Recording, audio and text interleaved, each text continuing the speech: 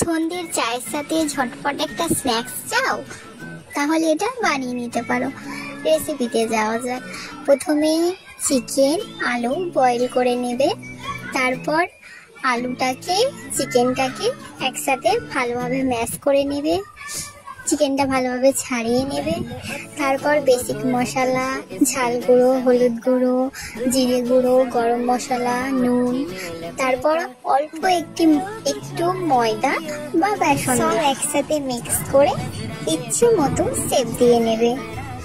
দেওয়ার পর তেল গরম করে একটা জায়গায় ব্রেড ক্রাম্বস করে নেবে। ব্রেড ক্রাম্বস না থাকলে বাড়িতে তুমি টোস্ট কিংবা বিস্কিট কিংবা পাউরুটি মিক্সচারে গুঁড়ো করে সেটাকে ভালোভাবে কোট করে ডিমের গোলায় ডুবিয়ে গরম তেলে ফ্রাই করে নিবি। রেডি হয়ে গেল সন্ধ্যের টেস্টি একটা স্ন্যাক্স।